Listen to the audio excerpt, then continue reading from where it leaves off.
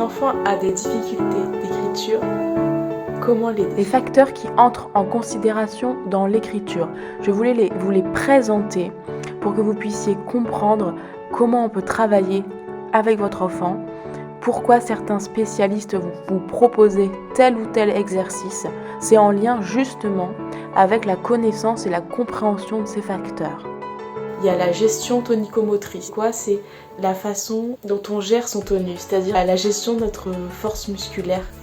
Si il est trop contracté, si on manque de déliement entre le coude, l'épaule, le coude, le poignet, si on n'a pas une bonne posture assise, on est un peu ballant comme ça, si on a une hypersensibilité tactile, tout ça, ça va être des facteurs qui vont nous empêcher d'avoir une bonne gestion tonique, d'avoir une bonne possibilité d'écrire.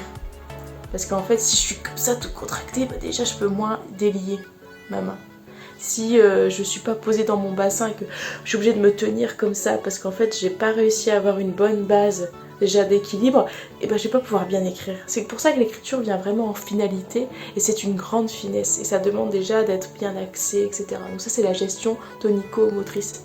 Ensuite il y a tout ce qui est aspect affectif et émotionnel. L'écriture a une grande composante psycho-affective.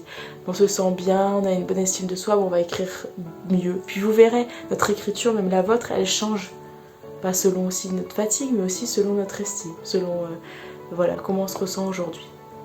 Donc n'hésitez pas à voir s'il y a des événements survenus il y a peu, des changements de vie qui auraient pu aussi influer sur l'estime de soi. Dans les facteurs entrant en considération dans l'écriture, il y a aussi tout ce qui est le repérage, espace, temps et tout ce qui est rythme et jonction. C'est-à-dire que quand on demande d'écrire, il faut passer par exemple d'un plan vertical du tableau à horizontal de la feuille. Il faut se repérer aussi dans la feuille.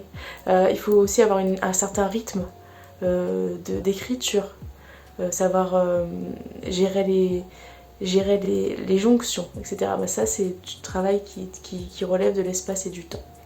Et puis après, il y a des aspects sensoriels et orthoptiques. Donc orthopsie, les muscles des yeux, la vision, l'ophtalmologie, l'audition, est-ce qu'on entend bien, tout ça qui sont à vérifier.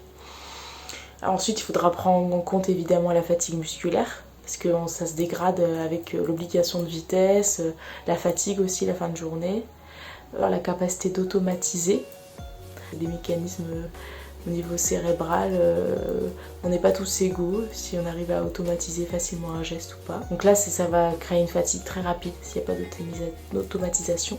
Puis il y a aussi tout ce qui est mémoire de travail, mémoire à court terme, pour prendre des infos au niveau visuel ou auditif et les remettre sur cahier.